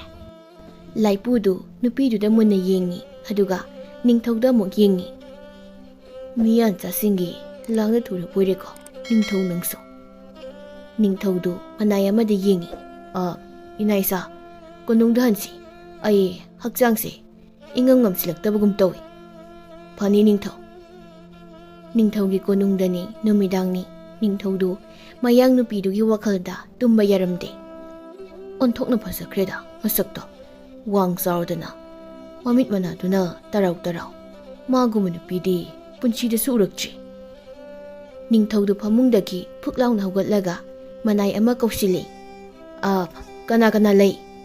ꯃꯅꯥꯏ ꯑꯃ ꯆꯦꯟꯁꯤꯜꯂꯛꯏ꯫ ꯏꯅꯤꯡꯊꯧꯕꯨ ꯀꯧꯕꯤꯕ꯭ꯔꯥ? ꯅꯈꯣꯏ 10 ꯂꯥꯏꯁꯪꯗ ꯆꯠꯂꯣ, ꯑꯗꯨꯒ ꯉꯁꯥꯏꯒꯤ ꯂꯥꯏꯁꯪ ꯑꯅꯧꯕꯗꯨꯗ ꯂꯦꯛꯕ ꯅꯨꯄꯤꯗꯣ ꯏꯅꯥꯛꯇ ꯄꯨꯔꯛꯑꯣ꯫ ꯃꯅꯥꯏꯁꯤꯡꯗꯨ ꯁꯒꯣꯜ ꯇꯣꯡꯂꯒ ꯔꯥꯝꯗꯥꯁ ꯒꯣꯁꯥꯏꯒꯤ ꯂꯥꯏꯁꯪ ꯂꯣꯝꯗ ꯆꯠꯈ꯭ꯔꯦ꯫ ꯅꯨꯃꯤꯗꯥꯡ ꯑꯣꯏꯕꯅ ꯅꯨꯄꯤꯗꯨ ꯂꯩꯔꯝꯗ꯭ꯔꯦ꯫ ꯃꯅꯥꯏ ꯑꯃꯅ ꯃꯥꯒ ꯂꯥꯛꯃꯤꯟꯅꯕ ꯑꯃꯗ, ꯏꯕꯣꯝꯆꯥ, ꯂꯥꯏꯄꯨꯗꯨ ꯂꯩꯕ꯭ꯔ ꯌꯦꯡꯉꯨ꯫ ꯏꯕꯣꯝꯆꯥꯗꯨ ꯃꯩꯇꯩ ꯂꯥꯏꯁꯪꯗ ꯆꯪꯂꯒ ꯂꯥꯏꯄꯨꯗꯨ ꯀꯧꯏ꯫ ꯂꯥꯏꯄꯨ ꯊꯣꯛꯂꯛꯏ꯫ ꯂꯥꯟꯃꯤꯁꯥ, ꯀꯔꯤ ꯑꯃꯨꯛ ꯇꯧꯔꯦ? ꯏꯄꯨ, ꯂꯥꯏꯁꯪ ꯑꯁꯤꯗ ꯉꯁꯥꯏ ꯑꯌꯨꯛ ꯅꯨꯄꯤ ꯑꯃ ꯂꯩꯔꯝꯕꯗꯨ ꯑꯗꯨꯒꯤ ꯃꯔꯝꯗ ꯈꯪꯕꯤꯕ꯭ꯔꯥ? ꯑꯩꯁꯨ ꯈꯪꯗꯦꯕꯨ ꯏꯆꯥꯁꯥ, ꯑꯌꯨꯛ ꯂꯥꯛꯂꯒ ꯅꯨꯃꯤꯗꯥꯡ ꯋꯥꯏꯔꯝ ꯑꯃꯨꯛ ꯍꯟꯈꯤꯕꯅꯤ꯫ ꯏꯄꯨꯒꯁꯨ ꯀꯧꯅ ꯉꯥꯡꯅ ꯇꯧꯕ ꯅꯠꯇ꯭ꯔꯣ? ꯂꯥꯏꯄꯨꯗꯨ ꯍꯥꯏꯐꯦꯠ ꯁꯥꯎꯕꯒꯨꯝ ꯇꯧꯏ꯫ ꯀꯔꯤ ꯇꯧꯕꯒꯤ ꯑꯩꯗꯤ ꯃꯈꯣꯏꯒꯤꯁꯦ ꯆꯪꯒꯗꯧꯔꯤꯕ ꯆꯪꯕꯒꯤ ꯃꯔꯝꯁꯨ ꯂꯩꯇꯦ, ꯃꯔꯝ ꯂꯩꯔꯁꯨ ꯆꯪꯂꯣꯏ꯫ ꯏꯕꯨꯡꯉꯣ, ꯑꯩꯈꯣꯏꯅ ꯇꯣꯡꯂꯤꯕ ꯍꯤꯁꯦ ꯍꯣꯕ ꯍꯧꯔꯛꯂꯕꯅꯤ꯫ ꯍꯨ ꯁꯦꯜꯂꯨ ꯍꯥꯏꯌꯨꯀꯣ ꯅꯤꯡꯊꯧꯗꯣ꯫ ꯃꯅꯥꯏ ꯑꯃꯅ ꯂꯥꯏꯄꯨꯗ, ꯍꯥꯏ ꯑꯍꯜ, ꯅꯤꯡꯊꯧꯗ ꯁꯤꯡꯅꯕ ꯌꯥꯕ ꯋꯥ ꯉꯥꯡꯒꯅꯨꯅꯦ, ꯁꯤꯕꯒꯤ ꯆꯩꯔꯥꯛ ꯐꯪꯅꯤꯡꯕ꯭ꯔꯣ? ꯃꯥꯅꯤ ꯏꯕꯨꯡꯉꯣ, ꯋꯥꯍꯩ ꯑꯃꯠꯇ ꯍꯥꯏꯕ ꯌꯥꯗꯕ ꯅꯤꯡꯊꯧꯅꯤ, ꯁꯤꯕꯒꯤ ꯆꯩꯔꯥꯛ ꯍꯦꯛꯇ ꯄꯤꯒꯟꯕ꯫ ꯑꯗꯨꯅ ꯑꯩꯒꯤ ꯂꯥꯏꯁꯪ ꯑꯁꯤ ꯐꯥꯎꯕ ꯈꯤꯇ ꯁꯥꯖꯤꯟꯕꯤꯌꯨ ꯍꯥꯏꯒꯦꯁꯨ ꯉꯝꯗ꯭ꯔꯦ ꯀꯤꯕꯗꯒꯤ꯫ ꯀꯔꯤꯒꯨꯝꯕ ꯃꯈꯜ ꯑꯃꯠꯇꯒꯤ ꯄꯦꯟꯗꯕ ꯅꯨꯡꯉꯥꯏꯇꯕ ꯋꯥꯀꯠ ꯑꯃꯠꯇꯁꯨ ꯊꯥꯡꯒꯠꯄ ꯌꯥꯗꯕ ꯅꯤꯡꯊꯧꯅꯤ ꯈꯪꯉꯤ꯫ ꯑꯗꯣ ꯈꯨꯕꯨꯗꯤ ꯁꯦꯜꯂꯨ ꯍꯥꯏꯌꯨ, ꯅꯣꯏꯒꯤ ꯅꯤꯡꯊꯧꯗꯨꯀꯣ꯫ ꯅꯤꯡꯊꯧꯒꯤ ꯃꯤꯅꯥꯏꯁꯥ, ꯅꯣꯡꯉꯥꯟꯕ ꯐꯥꯎꯕ ꯉꯥꯏꯌꯣ, ꯑꯩꯗꯤ ꯆꯪꯂꯦꯀꯣ꯫ ꯂꯥꯏꯄꯨꯅ ꯅꯤꯡꯊꯧꯒꯤ ꯃꯅꯥꯏꯁꯤꯡꯗ ꯃꯤꯅꯥꯏ ꯍꯥꯏꯔꯝꯕꯗꯨꯗ ꯃꯅꯥꯏ ꯑꯃꯅ ꯂꯥꯏꯄꯨꯗ ꯌꯦꯡꯂꯒ, ꯀꯔꯤꯅꯣ ꯃꯤꯅꯥꯏ ꯍꯥꯏꯗꯣ? ꯃꯤꯅꯥꯏ ꯃꯅꯥꯏ, ꯍꯣꯏꯗ, ꯑꯅꯤꯃꯛ ꯆꯞ ꯃꯥꯟꯅꯩ꯫ ꯅꯤꯡꯊꯧ ꯃꯅꯥꯏꯁꯤꯡꯗꯨ ꯃꯌꯥꯡ ꯅꯨꯄꯤꯗꯨ ꯂꯥꯛꯄ ꯉꯥꯏꯕꯗ ꯅꯣꯡꯉꯥꯜꯂꯝꯃꯤ꯫ ꯑꯌꯨꯛꯇꯨ ꯆꯤꯡꯂꯦꯟꯒ ꯃꯌꯥꯡ ꯅꯨꯄꯤꯗꯨꯒ ꯔꯥꯝꯗꯥꯁ ꯒꯣꯁꯥꯏꯒꯤ ꯂꯥꯏꯁꯪꯗ ꯂꯥꯛꯏ꯫ ꯅꯤꯡꯊꯧ ꯃꯅꯥꯏꯁꯤꯡꯗꯨꯗꯤ ꯆꯤꯡꯂꯦꯟꯗꯨ ꯎꯕꯗ ꯑꯉꯛꯄ ꯑꯃ ꯑꯣꯏꯈ꯭ꯔꯦ꯫ ꯃꯅꯥꯏ ꯑꯃꯅ ꯆꯤꯡꯂꯦꯟꯗ ꯌꯦꯡꯂꯒ, ꯑꯁꯤꯗꯤ ꯆꯤꯡꯂꯦꯟꯅꯤꯅ, ꯃꯥꯗꯤ ꯀꯔꯝꯅ ꯃꯐꯝꯁꯤꯗ ꯅꯨꯄꯤꯁꯤꯒ ꯄꯨꯜꯂꯨꯔꯤꯕ? ꯍꯣꯏꯅꯦ ꯏꯇꯥꯎꯕꯤ, ꯆꯤꯡꯂꯦꯟꯅꯤꯅꯦ ꯁꯤꯗꯤ꯫ ꯅꯤꯡꯊꯧꯗ ꯑꯌꯦꯠ ꯑꯄꯟ ꯌꯥꯝꯅ ꯄꯤꯕ ꯃꯤꯅꯤꯅꯦ꯫ ꯂꯧꯁꯤꯡꯒꯤ ꯂꯥꯟꯗ ꯅꯤꯡꯊꯧꯅ ꯃꯥꯏꯊꯤꯕ ꯄꯤꯕ ꯉꯝꯗꯕ ꯅꯨꯄꯥꯅꯤ꯫ ꯐꯔꯦ, ꯅꯨꯄꯤꯁꯤꯒꯤ ꯃꯅꯥꯛꯇ ꯆꯪꯂꯁꯤ꯫ ꯊꯦꯡꯅ ꯄꯨꯔꯛꯑꯦꯅ ꯅꯤꯡꯊꯧꯅ ꯑꯩꯈꯣꯏꯗ ꯑꯃꯨꯛ ꯆꯩꯔꯅꯤ꯫ ꯅꯤꯡꯊꯧ ꯃꯅꯥꯏ 10ꯃꯨꯛꯇꯨ ꯔꯥꯝꯗꯥꯁ ꯒꯣꯁꯥꯏꯒꯤ ꯂꯥꯏꯁꯪ ꯂꯣꯝꯗ ꯆꯪꯂꯛꯏ꯫ ꯃꯅꯥꯏ ꯈꯔꯗꯤ ꯅꯨꯄꯤꯗꯨꯗ ꯌꯦꯡꯂꯒ ꯃꯇꯤꯟꯒꯁꯨ ꯇꯥꯟꯅꯕ ꯌꯥꯎꯔꯤ꯫ ꯑꯗꯨꯒ ꯃꯇꯤꯜꯁꯤꯡꯗꯨ ꯑꯃꯨꯛꯁꯨ ꯈꯨꯗꯥꯡꯗ ꯏꯜꯂꯒ ꯇꯩꯊꯣꯛꯅꯔꯤ꯫ ꯐꯖꯅ ꯇꯩꯊꯣꯛꯍꯧꯗꯕꯁꯤꯡꯗꯨ ꯃꯃꯥꯏꯁꯤꯡꯗꯨꯗ ꯂꯣꯏꯅ ꯇꯩꯔꯤ꯫ ꯅꯤꯡꯊꯧꯒꯤ ꯑꯆꯥꯟꯕ ꯃꯅꯥꯏ ꯂꯨꯈꯣꯏꯗꯨ ꯆꯤꯡꯂꯦꯟꯗ ꯍꯥꯏꯐꯦꯠ ꯌꯦꯡꯂꯒ ꯅꯨꯄꯤꯗꯨꯒꯤ ꯃꯅꯥꯛꯇ ꯆꯪꯉꯤ꯫ ꯆꯤꯡꯂꯦꯟꯗꯤ ꯔꯥꯝꯗꯥꯁ ꯒꯣꯁꯥꯏꯒꯤ ꯂꯥꯏꯁꯪꯒꯤ ꯊꯣꯡꯖꯥꯎ ꯑꯆꯧꯕꯗꯨ ꯍꯥꯡꯗꯣꯛꯅꯕ ꯆꯪꯈ꯭ꯔꯦ꯫ ꯂꯨꯈꯣꯏꯅ ꯃꯌꯥꯡ ꯅꯨꯄꯤ ꯑꯗꯨꯗ, ꯁꯛꯍꯦꯟꯕꯤ, ꯅꯪ ꯏꯅꯤꯡꯊꯧꯒꯤ ꯃꯅꯥꯛꯇ ꯆꯠꯁꯤ꯫ ꯃꯌꯥꯡ ꯅꯨꯄꯤꯗꯨ ꯆꯤꯡꯂꯦꯟꯗ ꯌꯦꯡꯉꯤ꯫ ꯆꯤꯡꯂꯦꯟꯗꯤ ꯊꯣꯡꯖꯥꯎꯗꯨ ꯍꯥꯡꯂꯒ ꯏꯟꯊꯣꯛꯂꯤ꯫ ꯅꯤꯡꯊꯧ ꯃꯅꯥꯏ ꯑꯃꯗꯤ ꯆꯤꯡꯂꯦꯟꯗ ꯌꯦꯡꯂꯒ ꯃꯇꯣꯝꯇ ꯁꯥꯎꯅ ꯂꯩꯔꯤ꯫ ꯃꯥꯒꯤꯁꯦ ꯊꯑꯣꯏꯅ ꯇꯧꯒꯦꯅ ꯇꯧꯕ ꯑꯃ ꯌꯥꯎꯔꯤ, ꯃꯁꯥꯀꯁꯦ ꯃꯨꯛꯇꯅꯒ꯫ ꯃꯅꯥꯏ ꯑꯃꯅ, ꯀꯥꯏꯗꯩꯅꯣ, ꯑꯣꯏꯔꯝꯃꯣꯏꯍꯦ, ꯃꯤ ꯊꯥꯏꯅꯗꯒꯤ ꯃꯁꯥꯗꯨꯝ ꯀꯜꯂꯤꯗꯨꯗꯤ꯫ ꯃꯤ ꯅꯤꯡꯊꯧꯅ ꯐꯝꯕ ꯅꯨꯡꯅ ꯁꯥꯕ ꯈꯨꯕꯝꯗꯣ ꯐꯨꯛꯂꯒ ꯊꯥꯡꯒꯠꯂꯒ ꯊꯨꯒꯥꯏꯔꯤꯗꯨꯅꯤꯉꯣ꯫ ꯆꯤꯡꯂꯦꯟꯒꯤ ꯄꯥꯝꯕꯣꯝꯁꯦ ꯑꯩꯒꯤ ꯀꯣꯛꯃꯨꯛ ꯆꯥꯎꯔꯦꯅꯦ, ꯃꯁꯛꯁꯤꯁꯨ ꯂꯣꯏ ꯑꯣꯜꯂꯝꯃꯤ꯫ ꯑꯣꯍꯣ, ꯑꯩꯒꯨꯝꯕ 2ꯃꯨꯛ ꯊꯥꯕ, ꯌꯨꯝꯃꯨꯛ ꯋꯥꯡꯕ, ꯎꯄꯥꯛꯅ ꯁꯥꯕ ꯊꯣꯡꯁꯦ ꯃꯇꯣꯝꯇꯅꯒ ꯏꯜꯂꯒ ꯍꯥꯡꯗꯣꯛꯏꯅꯤ꯫ ꯑꯔꯣꯏꯕꯤꯅꯤ ꯍꯥꯏꯔꯤꯌꯦ ꯆꯤꯡꯂꯦꯟꯒꯤ ꯈꯨꯀꯟꯁꯤ꯫ ꯃꯅꯥꯏ ꯑꯃꯅ ꯑꯃꯨꯛ, ꯑꯩꯈꯣꯏꯒꯤ ꯅꯤꯡꯊꯧꯗꯣ ꯈꯨꯎ ꯁꯦꯜꯂꯨ ꯍꯥꯏꯔꯝꯕꯗꯣ ꯆꯨꯝꯗꯧꯔꯤ꯫ ꯐꯔꯛ ꯇꯥꯈ꯭ꯔꯕꯅꯤ ꯆꯤꯡꯂꯦꯟꯁꯤ, ꯂꯧꯁꯤꯡ ꯂꯩꯕ ꯍꯦꯟꯃꯟꯗꯅ ꯅꯤꯡꯊꯧꯅ ꯃꯔꯥꯜ ꯑꯃ ꯄꯤꯁꯤꯜꯂꯒ ꯀꯣꯅꯨꯡꯗꯒꯤ ꯇꯥꯟꯊꯣꯛꯈꯤꯕꯅꯤ꯫ ꯂꯨꯈꯣꯏꯗꯨ ꯅꯨꯄꯤꯗꯨꯗ ꯈꯨꯀꯥꯄꯤ ꯄ꯭ꯔꯦꯛ ꯄ꯭ꯔꯦꯛ ꯂꯥꯎꯅ ꯀꯥꯞꯁꯤꯜꯂꯤ꯫ ꯑꯣꯏ, ꯁꯣꯝꯗ ꯌꯦꯡꯉꯨꯅꯦ, ꯀꯣꯅꯨꯡꯗ ꯆꯠꯁꯤꯅꯦ ꯂꯥꯟꯃꯤꯁꯥ ꯏꯅꯤꯡꯊꯧꯅ ꯁꯥꯎꯕ ꯇꯥꯔꯦ ꯅꯨꯄꯤꯁꯤ ꯄꯣꯔꯧ ꯆꯠꯁꯤ ꯃꯁꯛꯁꯤ ꯎꯕꯗ ꯇꯨ ꯆꯨꯡꯉꯤꯅꯦ ꯃꯁꯤ ꯑꯩꯒꯤ ꯌꯨꯝꯗ ꯑꯣꯏꯅ ꯄꯨꯈ꯭ꯔꯁꯤꯔꯥ ꯅꯤꯡꯊꯧꯒ ꯃꯋꯥ ꯂꯧꯁꯤꯜꯂꯛꯇ꯭ꯔꯁꯨ ꯅꯤꯡꯊꯧ ꯃꯅꯥꯏ ꯑꯃꯅ ꯂꯨꯈꯣꯏꯗ ꯑꯍꯣꯏꯒꯤꯔꯣ ꯑꯁꯥꯟꯕ ꯃꯅꯥꯏ ꯐꯥꯒꯤ ꯇꯧꯕꯅꯤꯗ ꯅꯤꯡꯊꯧꯗꯒ ꯍꯥꯏꯔꯨ ꯂꯥꯎꯅꯨꯀꯣ ꯆꯤꯡꯂꯦꯟꯗꯨ ꯂꯨꯈꯣꯏꯒꯤ ꯃꯅꯥꯛꯇ ꯆꯪꯂꯛꯏ ꯆꯤꯡꯂꯦꯟꯅ ꯂꯨꯈꯣꯏꯗ ꯈꯣꯟ ꯀꯜꯂꯞꯅ ꯂꯥꯏ ꯈꯨꯔꯨꯝꯒꯗꯕ ꯆꯤꯡꯂ ꯅꯣꯏꯗꯤ ꯍꯥ ꯃꯅꯥꯏ ꯑꯃꯅ ꯈꯣꯟ ꯋꯥꯎꯔꯞꯅ ꯆꯤꯡꯂꯦꯟꯗ ꯑꯃꯨꯛ ꯈꯨꯝꯃꯤ ꯅꯠꯇꯦꯅꯦ ꯏꯅꯤꯡꯊꯧꯅ ꯁꯤꯒꯤ ꯐꯖꯕꯤ ꯅꯨꯄꯤꯁꯦ ꯄꯨꯔꯛꯅꯕ ꯌꯥꯊꯪ ꯇꯥꯎꯊꯔꯛꯂꯦ ꯑꯗꯨꯅ ꯅꯨꯄꯤꯁꯤ ꯄꯨꯗꯕ ꯌꯥꯗ꯭ꯔꯦ ꯐꯔꯦ ꯄꯨꯈ꯭ꯔꯣ ꯑꯗꯨꯗꯤ ꯂꯨꯈꯣꯏꯅ ꯆꯤꯡꯂꯦꯟ ꯅꯪꯗꯤ ꯌꯥꯝ ꯑꯣꯜꯂꯤꯅ ꯁꯛꯁꯨ ꯑꯣꯜꯂꯤ ꯋꯥꯈꯜꯁꯨ ꯑꯣꯜꯂꯤ ꯍꯛꯆꯥꯡꯁꯨ ꯑꯣꯜꯂꯦ ꯂꯣꯏ ꯑꯣꯜꯂꯤ ꯑꯗꯣ ꯈꯣꯟꯗꯤ ꯈꯤꯇꯪ ꯋꯥꯎꯔꯤ ꯆꯨꯝꯅ ꯍꯥꯏꯕꯅꯤꯀꯣ ꯁꯥꯎꯅꯒꯨꯝꯁꯤ ꯅꯠꯇ꯭ꯔ ꯃꯌꯥꯝ ꯍꯣꯏꯅꯦ ꯑꯗꯨꯅ ꯍꯧꯈ꯭ꯔꯕ ꯋꯥꯅꯤ ꯅꯨꯄꯤꯁꯤ ꯄꯨꯔ ꯆꯠꯂꯣ ꯅꯤꯡꯊꯧ ꯃꯅꯥꯏꯁꯤꯡꯗꯨ ꯆꯤꯡꯂꯦꯟꯗ ꯀꯤꯔꯨꯛ ꯀꯤꯔꯨꯛ ꯌꯦꯡꯉꯤ ꯃꯅꯥꯏ ꯑꯃꯅ ꯌꯥꯝ ꯇꯞꯅ ꯃꯇꯣꯝꯇ ꯉꯥꯡꯂꯤ ꯀꯩꯅꯣꯝꯅꯤꯅ ꯁꯤꯗꯤ ꯅꯤꯡꯊꯧ ꯅꯪ ꯈꯨꯎꯁꯦ ꯆꯠꯂꯦ ꯆꯤꯡꯂꯦꯟ ꯅꯤꯡꯊꯧ ꯃꯅꯥꯏꯁꯤꯡꯗꯨ ꯅꯨꯄꯤꯗꯨ ꯄꯨꯔꯒ ꯆꯠꯈ꯭ꯔꯦ ꯆꯤꯡꯂꯦꯟꯗꯨ ꯅꯣꯛꯂꯒ ꯂꯩꯍꯧꯏ ꯀꯨꯝꯍꯩ ꯍꯥꯟꯅ ꯌꯦꯡꯂꯒ ꯀꯣꯟꯅ ꯄꯨꯂꯞꯅ ꯊꯨꯞꯆꯤꯟꯒꯦ ꯏꯄꯨ ꯃꯪꯒꯣꯜꯖꯥꯎꯗꯨꯕꯨ ꯍꯧꯒꯠꯇ꯭ꯔꯤꯕ ꯖꯥꯠꯂꯥ ꯆꯤꯡꯂꯦꯟꯗꯨ ꯂꯥꯏꯄꯨꯗꯨꯒꯤ ꯃꯅꯥꯛꯇ ꯆꯪꯂꯛꯏ ꯑꯗꯨꯒ ꯀꯧꯏ ꯍꯣꯏ ꯏꯄꯨ ꯇꯨꯝꯕ ꯍꯧꯒꯠꯄꯤꯗ꯭ꯔꯤꯕ꯭ꯔꯣ ꯍꯣꯏ ꯏꯄꯨ ꯊꯣꯡꯁꯤ ꯍꯥꯡꯂꯒ ꯑꯗꯨꯝ ꯇꯨꯝꯂꯕ꯭ꯔꯣ ꯏꯄꯨꯕꯣ ꯂꯥꯏꯄꯨꯗꯨ ꯊꯣꯛꯂꯛꯏ ꯆꯤꯡꯂꯦꯟ ꯇꯨꯝꯁꯤꯠ ꯐꯥꯗ꯭ꯔꯦꯅꯦ ꯂꯥꯏ ꯈꯨꯔꯨꯝꯕꯁꯨ ꯏꯂꯥꯛ ꯂꯥꯛꯅꯗ꯭ꯔꯦꯅꯦ ꯍꯧꯖꯤꯛꯀꯥꯟꯁꯦ ꯏꯄꯨ ꯂꯥꯏ ꯈꯨꯔꯨꯝꯕꯗꯤ ꯅꯣꯡꯃꯥꯏꯖꯤꯡ ꯅꯨꯃꯤꯠꯇ ꯑꯌꯥꯝꯕꯅ ꯂꯥꯛꯀꯗꯕꯅꯤ ꯑꯇꯩ ꯃꯇꯝꯗꯗꯤ ꯈꯔ ꯂꯠꯀꯅꯤ ꯂꯥꯏꯄꯨꯗꯨ ꯃꯃꯤꯠ ꯅꯣꯏꯔꯒ ꯆꯤꯡꯂꯦꯟꯗ ꯆꯤꯡꯂꯦꯟ ꯏꯄꯨ ꯅꯪꯅ ꯍꯟꯗꯛ ꯇꯧꯔꯤꯕꯁꯦ ꯑꯩꯗꯤ ꯋꯥꯈꯜ ꯑꯃ ꯏꯇꯥ ꯇꯥꯗ꯭ꯔꯦꯅꯦ ꯑꯩꯒꯤꯗ ꯂꯩꯔꯝꯕ ꯅꯪꯅ ꯃꯤꯌꯥꯟꯆꯥꯒꯤ ꯂꯥꯏꯁꯪ ꯑꯃ ꯁꯦꯝꯒꯠꯂꯛꯄꯁꯤꯗ ꯑꯩꯕꯨ ꯀꯣꯛ ꯉꯥꯎꯔꯦꯅꯦ ꯏꯄꯨ ꯆꯤꯡꯅꯕꯤꯒꯅꯨ ꯄꯨꯡꯂꯣꯟꯒꯤ ꯃꯇꯨꯡ ꯏꯟꯅ ꯖꯒꯣꯏ ꯁꯥꯕꯅꯤ ꯐꯠꯇꯕ ꯅꯤꯡꯊꯧꯁꯦ ꯋꯥꯔꯛꯄꯒꯤ ꯃꯇꯝ ꯃꯥꯡꯍꯟꯖꯅꯤꯡꯗꯦ ꯃꯤꯒꯤ ꯃꯤꯠꯌꯦꯡꯗ ꯑꯔꯥꯟꯕ ꯃꯥꯟꯕ ꯂꯝꯕꯤꯁꯤꯗ ꯆꯪꯂꯒ ꯃꯁꯤꯗ ꯆꯪꯂꯒꯁꯨ ꯇꯨꯡꯒꯤ ꯃꯤꯔꯣꯜꯗꯤ ꯑꯩꯅ ꯀꯟꯈꯤꯗꯧꯔꯤꯕꯅꯤ ꯀꯨꯝꯍꯩ ꯌꯦꯡꯕꯤꯌꯨ ꯏꯄꯨ ꯈꯨꯗꯣꯡꯆꯥꯕꯁꯤ ꯂꯧꯍꯧꯗ꯭ꯔꯕꯗꯤ ꯑꯩꯈꯣꯏ ꯀꯣꯟꯅ ꯋꯥꯒꯅꯤ ꯀꯔꯝꯅꯅꯣꯅꯦ ꯆꯤꯡꯂꯦꯟ ꯑꯍꯥꯟꯕꯗ ꯔꯥꯝꯗꯥꯁ ꯒꯣꯁꯥꯏ ꯑꯁꯤ ꯅꯤꯡꯊꯧꯒꯤ ꯀꯣꯅꯨꯡꯗ ꯆꯪꯒꯦ ꯇꯧꯔꯝꯕꯅꯤ ꯐꯠꯇꯕ ꯅꯤꯡꯊꯧ ꯑꯃꯒꯤ ꯃꯅꯥꯛꯇ ꯍꯦꯟꯅ ꯐꯠꯇꯕ ꯃꯤꯌꯥꯟꯆꯥꯁꯦ ꯃꯁꯤꯒ ꯄꯨꯟꯁꯤꯟꯈ꯭ꯔꯕꯗꯤ ꯁꯅꯥ ꯂꯩꯕꯥꯛꯁꯦ ꯃꯊꯪꯒ ꯑꯣꯜꯂꯅꯤ ꯈꯪꯕꯗꯒꯤ ꯑꯩꯅ ꯔꯥꯝꯗꯥꯁ ꯒꯣꯁꯥꯏꯁꯦ ꯐꯥꯔꯒ ꯄꯨꯔꯛꯄꯅꯤ ꯁꯦꯝꯒꯠ ꯁꯥꯒꯠꯂꯤꯕ ꯂꯥꯏꯁꯪ ꯑꯁꯤꯃꯗꯤ ꯂꯥꯂꯣꯡ ꯈꯔꯒꯤꯗꯃꯛꯅꯤ ꯂꯥꯂꯣꯡ ꯃꯥꯏ ꯄꯥꯛꯂꯕ ꯃꯇꯨꯡ ꯔꯥꯝꯗꯥꯁ ꯒꯣꯁꯥꯏꯁꯤꯁꯨ ꯃꯐꯝꯁꯤꯗ ꯐꯨꯝꯖꯤꯟꯈ꯭ꯔꯒꯗꯕꯅꯤ ꯑꯗꯣ ꯆꯤꯡꯂꯦꯟ ꯃꯥꯒꯤ ꯂꯥꯏꯁꯪꯁꯤꯗ ꯈꯣꯡꯅ ꯈꯨꯠꯅ ꯁꯣꯛꯍꯩꯗꯕ ꯑꯣꯏꯔꯝꯂꯕꯗꯤ ꯀꯔꯝ ꯇꯧꯕ ꯃꯤꯒꯤꯁꯨ ꯂꯥꯏ ꯍꯥꯏꯕ ꯑꯃ ꯂꯩꯔꯤꯕꯅꯤ ꯇꯔꯥꯏ ꯇꯔꯥꯏ ꯐꯥꯒꯤ ꯐꯔꯥꯡꯒꯨꯝ ꯈꯟꯕꯗꯤ ꯃꯤꯒꯤ ꯂꯥꯏꯅꯤꯡꯗ ꯀꯔꯦꯝꯅꯕ ꯊꯣꯛꯀꯅꯤ ꯏꯄꯨ ꯑꯩꯅ ꯀꯅꯥꯒꯨꯝꯕ ꯀꯥꯡꯂꯨꯞ ꯑꯃꯠꯇꯒꯤ ꯂꯥꯏꯅꯤꯡꯒꯤ ꯃꯥꯌꯣꯛꯇ ꯎꯁꯤꯠꯇꯕ ꯀꯔꯦꯝꯅꯕ ꯍꯨꯟꯕ ꯅꯠꯇ꯭ꯔꯒ ꯃꯨꯊꯠꯅꯕ ꯍꯣꯠꯅꯕ ꯂꯩꯖꯗꯦ ꯑꯩꯈꯣꯏꯒꯤ ꯂꯥꯏꯅꯤꯡꯕꯨꯁꯨ ꯑꯇꯣꯞꯄ ꯐꯨꯔꯨꯞ ꯑꯃꯗ ꯁꯟꯗꯣꯛꯅꯕ ꯍꯣꯠꯅꯔꯕꯁꯨ ꯂꯩꯖꯗꯦ ꯑꯩꯗꯤ ꯑꯩꯒꯤ ꯂꯥꯏꯅꯤꯡ ꯂꯥꯏꯁꯣꯟꯕꯨ ꯉꯥꯛ ꯁꯦꯟꯖꯕꯅꯤ ꯑꯩꯈꯣꯏꯕꯨ ꯀꯟꯖꯕꯅꯤ ꯃꯁꯤꯗ ꯀꯅꯥꯒꯨꯝꯕ ꯑꯇꯣꯞꯄ ꯀꯥꯡꯂꯨꯞ ꯑꯃꯠꯇꯅ ꯁꯥꯐꯨꯝꯁꯨ ꯊꯣꯛꯇꯦꯅ ꯏꯄꯨ ꯃꯤꯇꯩ ꯑꯩꯈꯣꯏꯒꯤ ꯍꯦꯛ ꯃꯅꯥꯛꯇ ꯃꯤꯌꯥꯟꯆꯥꯒꯤ ꯂꯥꯏꯁꯪ ꯑꯃ ꯁꯥꯖꯤꯜꯂꯛꯄꯁꯤꯕꯨ ꯆꯨꯝꯂꯤꯕ꯭ꯔꯣ ꯏꯄꯨ ꯂꯥꯏꯄꯨꯗꯨ ꯔꯥꯝꯗꯥꯁ ꯒꯣꯁꯥꯏꯒꯤ ꯂꯥꯏꯁꯪꯗ ꯌꯦꯡꯂꯒ ꯆꯤꯡꯂꯦꯟꯗ ꯆꯨꯝꯗꯦꯗꯤ ꯍꯥꯏꯔꯒ ꯀꯔꯤꯒꯤ ꯅꯪꯅ ꯁꯥꯕꯒꯤ ꯑꯌꯥꯕ ꯄꯤꯔꯤꯕ ꯏꯍꯦ ꯏꯄꯨ ꯑꯁꯤꯗꯤ ꯑꯩꯒꯤ ꯂꯥꯂꯣꯡꯅꯤꯅꯦ ꯔꯥꯝꯗꯥꯁ ꯒꯣꯁꯥꯏꯒ ꯅꯤꯡꯊꯧꯒ ꯌꯦꯛꯅꯍꯟꯒꯗꯣꯏꯅꯤꯅꯦ ꯏꯄꯨ ꯂꯥꯏꯄꯨꯗꯨ ꯆꯤꯡꯂꯦꯟꯒꯤ ꯃꯅꯥꯛꯇ ꯆꯪꯁꯤꯜꯂꯛꯏ ꯑꯗꯨꯒ ꯆꯤꯡꯂꯦꯟꯗ ꯇꯨꯃꯤꯟꯅ ꯔꯥꯝꯗꯥꯁꯁꯤ ꯍꯥꯠꯇꯣꯛꯈꯤꯕꯗꯤ ꯀꯔꯤ ꯀꯥꯏ Chinglen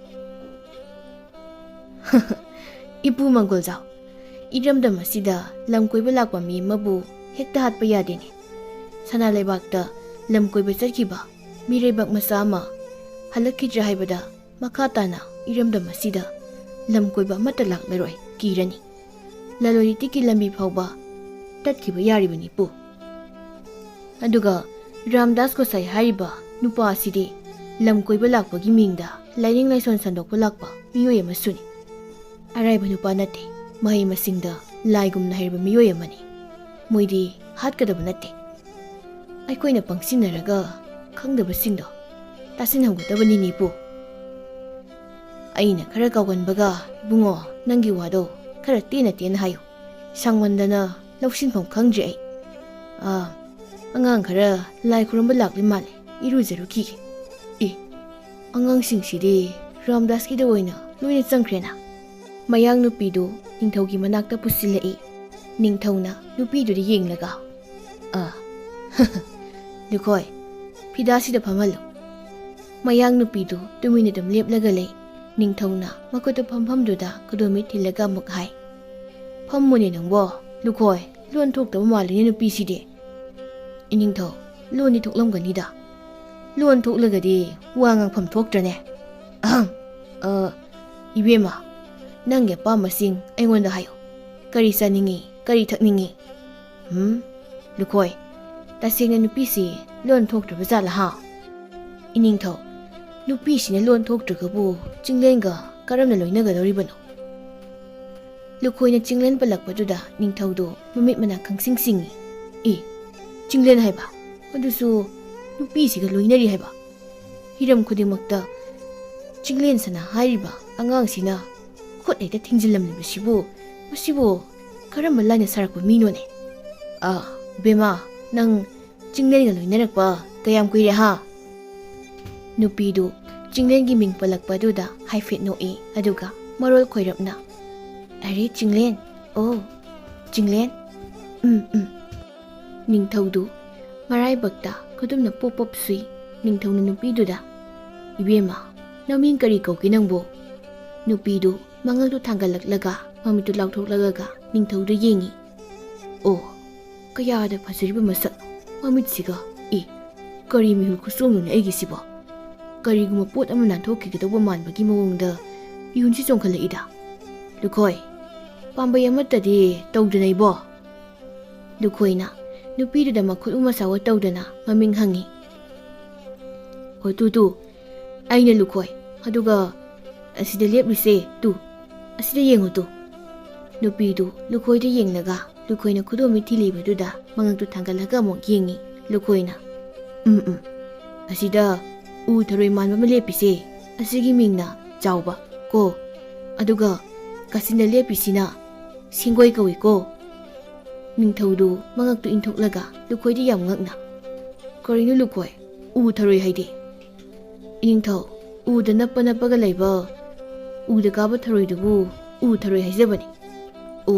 Chumine uda nappaga kaiko maso. Ningthaudu nena tana amuk phamthai lukhoina nupiduda. Aina masak phajaba lukhoi mana tharoi manba chawba aduga tu asida mabuk yamna kangba ise aingonda yengune ise tu mabuk sumaina kangba ma sida phamise asina ningthau. Nupidu mangak nomi. Hoi kongreng mapi manbase asina aikhoigi ningthauni ko. Ningthaudu phuklauna haugatli aduga lukhoidi yam sauna. Karinu lukhoi usitira nangido ha. Iningthau mingkhak haiba ma khangdri adugi khudam changdang manba mu ullaga takjabani. Iningthaugi phajaba nupi asida. Ningthaudu mayang nupiduda haifet ka noksilaga mabuk mapaduda mana yaliba phidu khumjili. Ado lukhoi nangsu nasana thomta thagatpado khara khit mahele ko. Lukhoi do haifet noklaga mamitu ani ahumlaga sasat khappi. Lukhoi nupiduda amuk wari sai. Nangina ming kari kawi ha. Aina lukhoi aduga nangina kari ming kauba ha. Nupidu lukhoina haninglibadu haujikti khangli. Sumitra chinglen Sumitra. Ningthaudu Sumitra da yenglaga lukhoida. Lukhoi sidi yararoibo. Hoi ningthau haujik kari tawsige nupi sibu aigi khutagi lanthokidorabra ha. Lukhoidu manaisingda haifet yengi aduga ningthauda yam kina. Iningthau chinglen kaurutradi oigadaba mandebo. Ningthaudu lukhoida me suktoklaga yenglai ꯂꯨꯈꯣꯏꯅ ꯅꯤꯡꯊꯧꯗ ꯌꯥꯝ ꯀꯤꯅ ꯆꯤꯡꯂꯦꯟꯗꯤ ꯅꯨꯄꯤꯁꯤꯒ ꯄꯥꯎ ꯐꯖꯅ ꯐꯥꯎꯅꯕ ꯃꯥꯜꯂꯦ, ꯃꯣꯏꯅꯤ ꯂꯥꯛꯃꯤꯟꯅꯕꯅꯤ꯫ ꯑꯗꯨ ꯑꯣꯏꯔꯗꯤ ꯆꯤꯡꯂꯦꯟꯗꯣ ꯅꯨꯄꯤꯁꯤꯒꯤ ꯂꯣꯟ ꯈꯪꯂꯝꯒꯅꯤ ꯍꯥꯏꯖꯕꯅꯤ ꯅꯤꯡꯊꯧ꯫ ꯃꯈꯥ ꯇꯥꯕꯗꯤ ꯏꯅꯤꯡꯊꯧꯒꯤ ꯐꯤꯔꯦꯞꯅꯤ꯫ ꯅꯤꯡꯊꯧꯗꯨ ꯁꯣꯔ ꯁꯥꯡꯅ ꯍꯣꯟꯗꯣꯛꯏ ꯑꯗꯨꯒ ꯌꯥꯝ ꯇꯞꯅ, ꯑꯩꯗꯤ ꯃꯗꯨ ꯑꯉꯥꯡꯗꯨ ꯀꯤꯅꯤ ꯂꯨꯈꯣꯏ, ꯃꯀꯣꯛꯇꯣ ꯀꯩꯅꯣꯝ ꯇꯧꯏꯅꯤ꯫ ꯑꯩꯗꯤ ꯑꯩꯒꯤ ꯀꯨꯁꯤꯗ ꯂꯩꯕꯥꯛ ꯉꯥꯛꯄꯅꯤꯗꯣ, ꯑꯄꯥꯝ ꯑꯄꯥꯝꯕ ꯅꯨꯄꯤ ꯂꯧꯕꯅꯤꯗꯣ, ꯂꯩꯕꯥꯛꯁꯤꯗ ꯑꯩꯅ ꯇꯧꯅꯤꯡꯕꯗ ꯇꯧꯕꯅꯤꯗꯣ꯫ ꯃꯗꯨꯗ ꯆꯤꯡꯂꯦꯟꯅ ꯑꯩꯒꯤ ꯃꯥꯌꯣꯛꯇ ꯂꯩꯁꯤꯜꯂꯛꯄꯗꯒꯤ ꯇꯥꯟꯊꯣꯛꯈꯤꯕꯅꯤ꯫ ꯑꯩꯅ ꯇꯥꯟꯈ꯭ꯔꯒ ꯑꯩꯅ ꯑꯃꯨꯛ ꯀꯧꯁꯤꯟꯒꯗꯣꯔꯤꯕ꯭ꯔꯥ ꯇꯧꯔꯤꯁꯤꯕꯨ ꯍꯥ? ꯏꯅꯤꯡꯊꯧ, ꯆꯤꯡꯂꯦꯟꯅ ꯁꯥꯎꯈꯤꯕꯗꯣ ꯑꯗꯨ ꯈꯛꯀꯤꯁꯨ ꯅꯠꯇꯦ, ꯏꯅꯤꯡꯊꯧꯅ ꯂꯩꯕꯥꯛ ꯉꯥꯛꯄ ꯍꯩꯇꯕꯒꯤꯁꯨ ꯑꯅꯝꯕꯅꯤ꯫ ꯑꯩꯈꯣꯏꯒꯤ ꯂꯩꯕꯥꯛꯁꯦ ꯌꯥꯝꯅ ꯁꯣꯠꯊꯔꯦ, ꯂꯥꯏꯔꯕꯅ ꯃꯁꯤꯡ ꯌꯥꯝꯅ ꯍꯦꯜꯂꯦ꯫ ꯃꯔꯝꯁꯤꯡ ꯑꯁꯤꯅꯁꯨ ꯃꯥ ꯁꯥꯎꯈꯤꯕꯅꯤ꯫ ꯑꯗꯣ ꯏꯅꯤꯡꯊꯧ, ꯂꯥꯟꯒ ꯑꯃꯨꯛ ꯂꯥꯛꯂꯕꯗꯤ ꯆꯤꯡꯂꯦꯟ ꯌꯥꯎꯗꯅꯗꯤ ꯃꯥꯏ ꯁꯨꯡꯄꯥꯛ ꯄꯥꯛꯂꯣꯏꯀꯣ꯫ ꯆꯤꯡꯂꯦꯟ ꯂꯩꯕꯒꯤ ꯂꯥꯟ ꯈꯨꯗꯤꯡꯃꯛ ꯃꯥꯏ ꯄꯥꯛꯈꯤꯕꯅꯤ꯫ ꯅꯤꯡꯊꯧꯗꯨ ꯁꯨꯃꯤꯇ꯭ꯔꯥꯗ ꯌꯦꯡꯂꯒ ꯃꯈꯣꯡ ꯌꯦꯠꯇꯨ ꯊꯤꯜꯂꯤ꯫ ꯅꯤꯡꯊꯧꯅ ꯂꯨꯈꯣꯏꯗ, ꯆꯤꯡꯂꯦꯟ ꯀꯧꯔꯨꯆꯣ꯫ ꯐꯅꯤ ꯅꯤꯡꯊꯧ꯫ ꯁꯣꯝꯗ ꯔꯥꯝꯗꯥꯁꯀꯤ ꯂꯥꯏꯁꯪꯗ ꯃꯤꯑꯣꯏ ꯀꯌꯥ ꯂꯥꯏꯁꯪ ꯌꯦꯡꯕ ꯂꯥꯛꯅꯔꯝꯃꯤ꯫ ꯏꯄꯨ ꯃꯪꯒꯣꯜꯖꯥꯎꯗꯤ ꯃꯥꯒꯤ ꯂꯥꯏꯁꯪꯒꯤ ꯃꯁꯤ ꯑꯃꯗ ꯐꯝꯂꯒ ꯔꯥꯝꯗꯥꯁꯀꯤ ꯂꯥꯏꯁꯪꯂꯣꯝꯗ ꯇꯨꯃꯤꯟꯅ ꯌꯦꯡꯂꯤ꯫ ꯆꯤꯡꯂꯦꯟ ꯅꯪꯕꯨ ꯁꯣꯝꯗꯁꯨ ꯃꯤ ꯈꯔ ꯊꯥꯖꯤꯜꯂꯛꯎꯅꯦ, ꯏꯇꯣꯝꯇ ꯐꯝꯕ ꯋꯥꯔꯦꯅꯦ ꯅꯣꯏꯕꯣ꯫ ꯔꯥꯝꯗꯥꯁꯇꯤ ꯆꯤꯡꯂꯦꯟꯗ ꯂꯥꯞꯅ ꯌꯦꯡꯂꯒ ꯅꯣꯛꯂꯤ꯫ ꯑꯣꯔꯦ, ꯍꯧꯖꯤꯛꯇꯤ ꯆꯤꯡꯂꯦꯟꯁꯦ ꯑꯩꯅ ꯁꯤꯖꯤꯟꯅꯕ ꯌꯥꯕ ꯑꯣꯏꯔꯦ꯫ ꯁꯨꯃꯤꯇ꯭ꯔꯁꯨ ꯃꯩꯇꯩꯂꯣꯟ ꯇꯝꯕꯤꯕ ꯌꯥꯔꯦ꯫ ꯑꯗꯨꯒ ꯁꯨꯃꯤꯇ꯭ꯔꯁꯦ ꯆꯤꯡꯂꯦꯟꯒ ꯂꯨꯍꯣꯡꯊꯣꯛꯂꯕ ꯃꯈꯥ ꯇꯥꯕ ꯀꯔꯤ ꯑꯃꯨꯛ ꯇꯧꯕ? ꯔꯥꯝꯗꯥꯁ ꯒꯣꯁꯥꯏꯗꯨ ꯇꯟꯖꯥ ꯏꯆꯥ ꯆꯥꯗꯅ ꯃꯟꯇ꯭ꯔꯪ ꯑꯃꯁꯨ ꯀꯟꯅ ꯁꯥꯒꯠꯂꯛꯂꯤ꯫ ꯑꯣ, ꯆꯤꯡꯂꯦꯟꯒꯤ ꯃꯆꯦ ꯑꯃ ꯑꯩꯅ ꯂꯧꯔꯕ, ꯑꯉꯥꯡ 10 ꯄꯣꯛꯂꯕ, ꯑꯗꯨꯒ ꯈꯨꯜ ꯑꯃ ꯅꯧꯅ ꯁꯦꯝꯂꯒ ꯔꯥꯝꯗꯥꯁ ꯒꯣꯁꯥꯏ ꯅꯒꯔ ꯅꯠꯇ꯭ꯔꯒ ꯔꯥꯝꯗꯥꯁ ꯒꯣꯁꯥꯏꯄꯨꯔ ꯍꯥꯏꯅ ꯃꯤꯡ ꯊꯣꯜꯂꯕ꯫ ꯎꯔꯦ, ꯁꯤꯗꯤ ꯕꯍꯨꯠꯇ ꯐꯖꯔꯦ꯫ ꯆꯤꯡꯂꯦꯟꯗꯨ ꯔꯥꯝꯗꯥꯁꯇ ꯑꯃꯨꯛ ꯌꯦꯡꯂꯛꯏ ꯑꯗꯨꯒ ꯅꯣꯛꯂꯤ꯫ ꯔꯥꯝꯗꯥꯁꯅ ꯃꯇꯣꯝꯇ, ꯑꯄꯪꯕꯁꯦ ꯑꯩꯉꯣꯟꯗ ꯍꯔꯥꯎꯔꯦ꯫ ꯁꯅꯥ ꯈꯥꯎꯖꯥꯎ ꯄꯤꯁꯤꯜꯂꯒ ꯑꯄꯪꯕꯁꯦ ꯁꯤꯖꯤꯟꯅꯔꯒꯦ, ꯑꯗꯨꯒ ꯅꯤꯡꯊꯧ ꯈꯨꯕꯝꯁꯦ ꯑꯣꯏꯔꯒꯦ ꯍꯥꯏꯔꯒꯦ꯫ ꯔꯥꯝꯗꯥꯁꯀ ꯆꯤꯡꯂꯦꯟꯒꯗꯨ ꯂꯥꯏꯁꯪꯒꯤ ꯃꯃꯥꯡꯗ ꯈꯜꯂꯤꯕ ꯁꯪꯇꯞ ꯑꯗꯨꯗ ꯐꯝꯂꯒ ꯆꯥꯛ ꯆꯥꯃꯤꯟꯅꯔꯤ꯫ ꯔꯥꯝꯗꯥꯁꯅ ꯆꯤꯡꯂꯦꯟꯗ, ꯑꯣꯔꯦ ꯆꯤꯡꯂꯦꯟ, ꯑꯣꯁꯤ ꯆꯥꯎꯔꯨꯅꯦ, ꯌꯥꯝ ꯍꯥꯎꯕ ꯁꯕꯖꯤ ꯑꯣꯏꯔꯦꯅꯦ꯫ ꯆꯤꯡꯂꯦꯟꯗꯨ ꯔꯥꯝꯗꯥꯁꯅ ꯊꯣꯡꯕ ꯏꯟꯁꯥꯡꯗꯨ ꯆꯥꯏ꯫ ꯑꯣꯔꯦ ꯆꯤꯡꯂꯦꯟ, ꯅꯪꯅ ꯊꯣꯡꯕꯁꯦ ꯀꯣꯔꯤ ꯑꯣꯏꯔꯦ꯫ ꯔꯥꯝꯗꯥꯁ, ꯁꯤꯅ ꯎꯇꯤ, ꯁꯤꯅ ꯆꯝꯐꯨꯠ, ꯏꯔꯣꯝꯕ,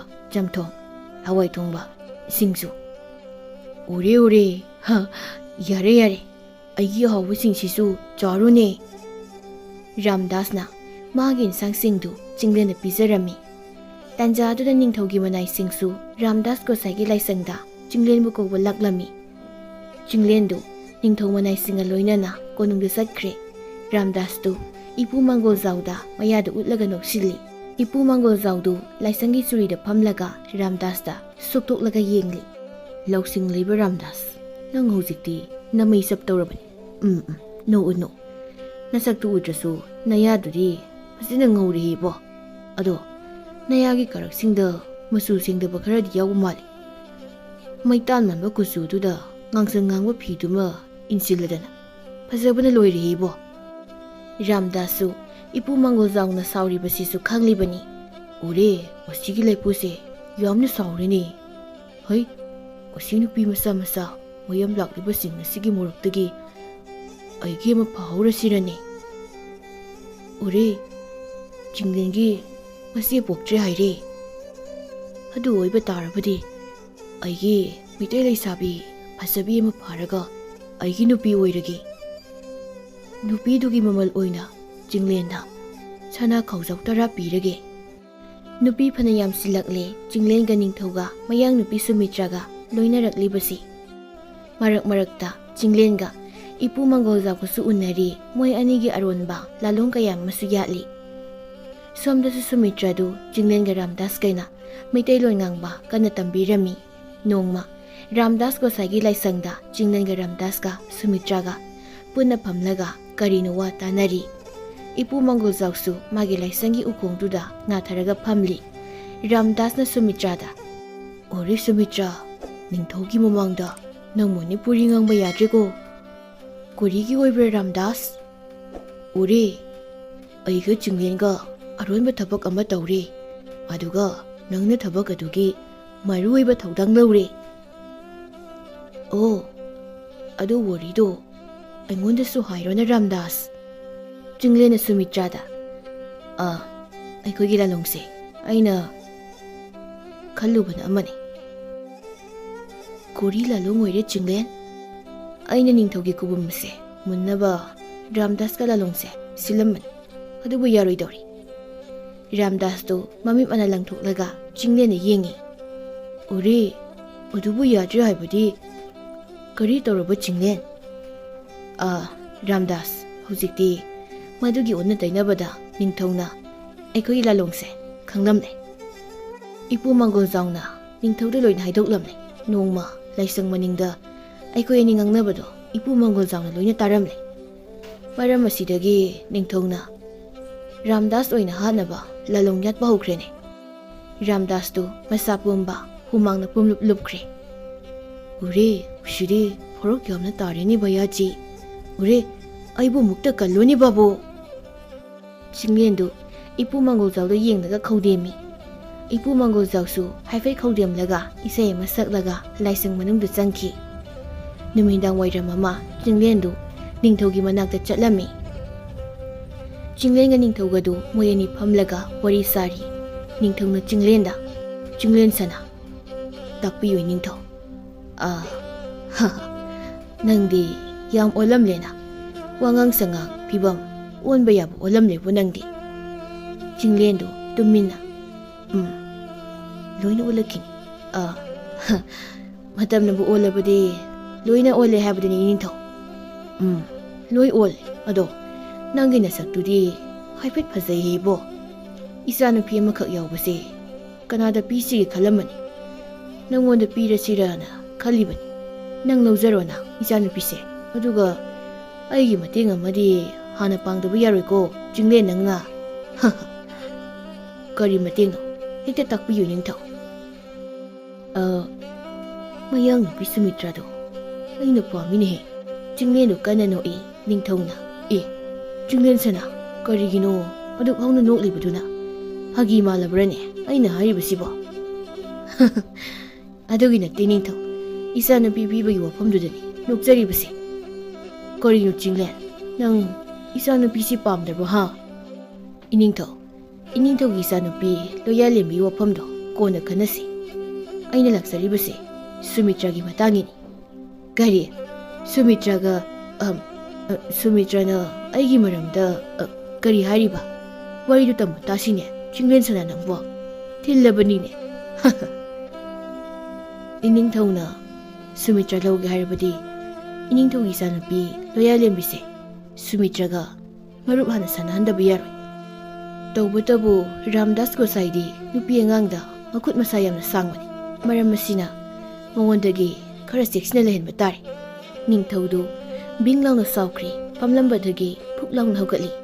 Kari magumba karisu leitaba mana isa nupida mitna phawba yengbada mangakto kakthakadabani.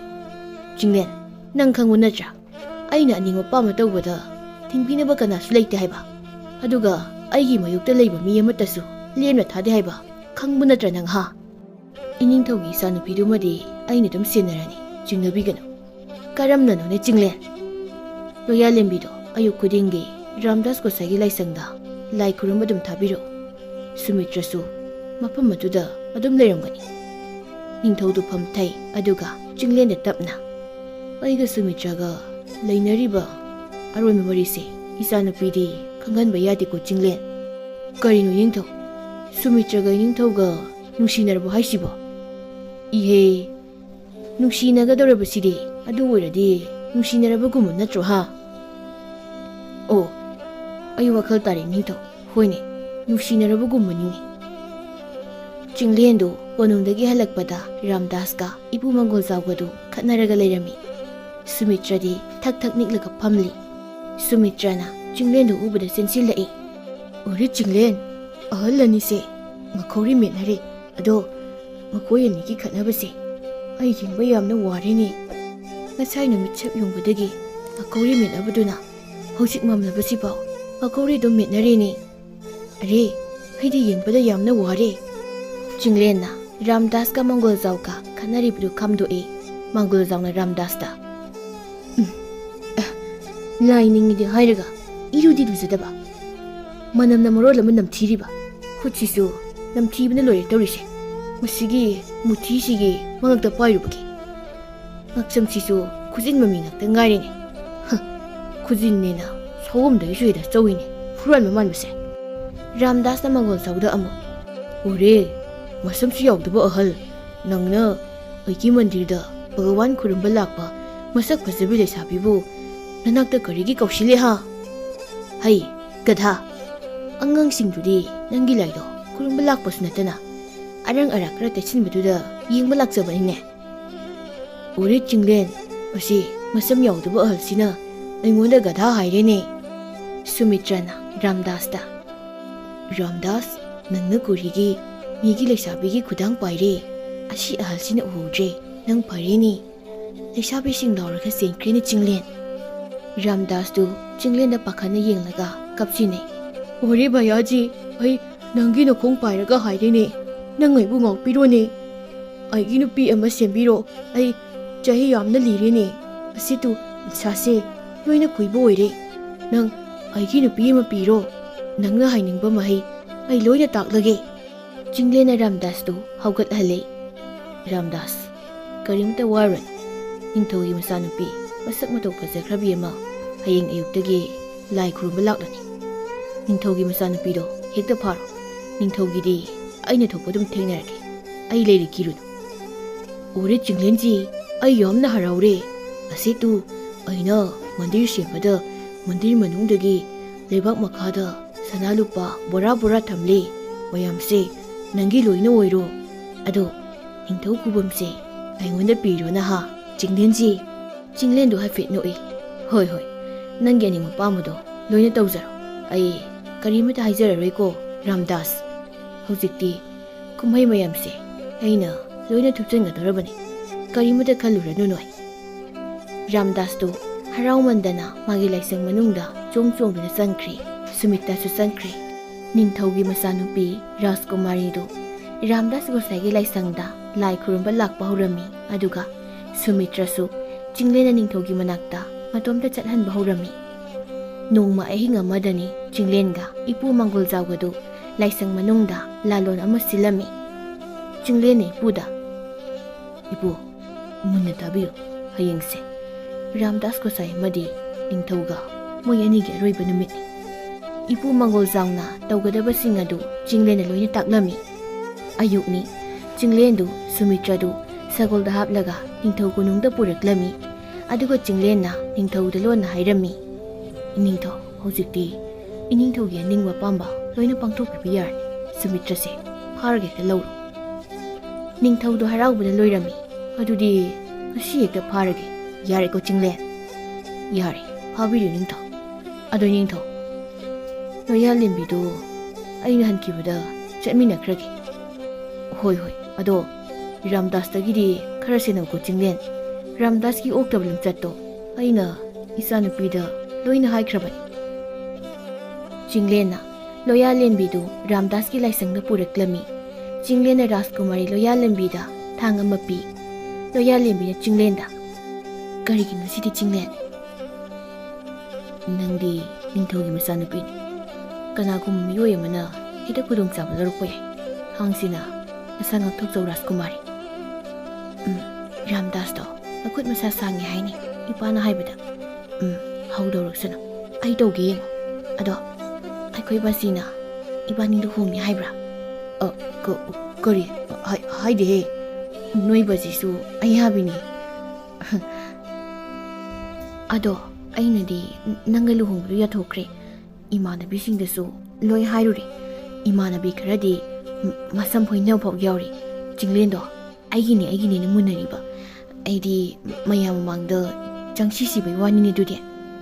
Chinglen do sagolda kana thogulai aduga ꯔꯥꯖꯀꯨꯃꯥꯔꯤꯗ ꯂꯥꯎꯔꯤ꯫ ꯑꯗꯨ ꯑꯣꯏꯔꯒꯅ ꯀꯣꯛ ꯍꯦꯛ ꯂꯨꯍꯣꯡꯊꯣꯛꯂꯒ ꯂꯣꯏꯔꯦ ꯀꯩꯅꯣ ꯔꯥꯖꯀꯨꯃꯥꯔꯤ? ꯑꯗꯨꯅꯤꯗꯅ ꯅꯨꯄꯥ ꯍꯥꯏꯕꯗꯣ꯫ ꯑꯗꯣ ꯑꯩ ꯇꯥꯍꯧꯗꯣꯔꯦ ꯆꯤꯡꯂꯦꯟ꯫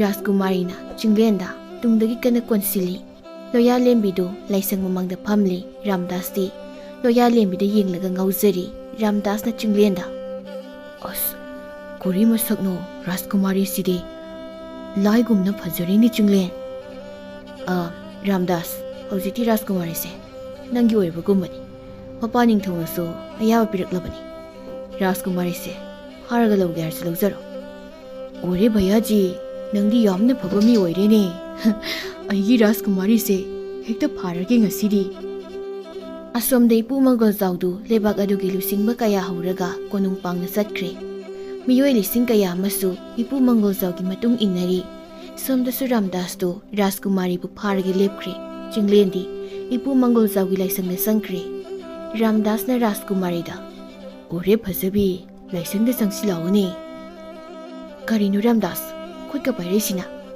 ꯆꯤꯡꯂꯦꯟ, ꯆꯤꯡꯂꯦꯟ, ꯅꯪ ꯀꯥꯏ ꯂꯩꯒꯦ?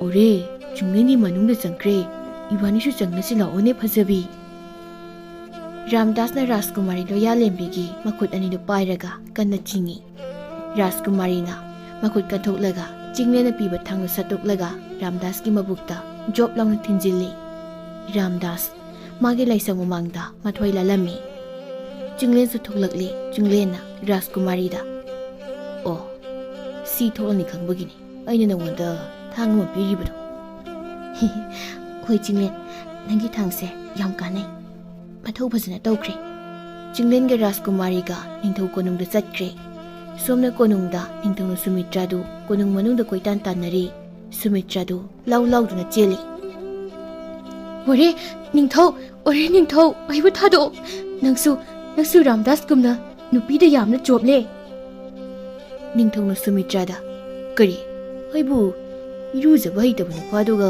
ꯆꯥꯡꯗꯝꯅꯕ ꯁꯥꯔꯗꯅ? ꯏꯌꯥ, ꯐꯥꯔꯦꯗ ꯍꯧꯖꯤꯛꯇꯤ ꯑꯩꯅ꯫ ꯅꯤꯡꯊꯧꯖꯤ, ꯑꯩꯕꯨ ꯊꯥꯗꯣꯛꯄꯤꯌꯨꯅꯦ꯫ ꯀꯅꯥ ꯀꯅꯥ ꯂꯩꯕꯒꯦ?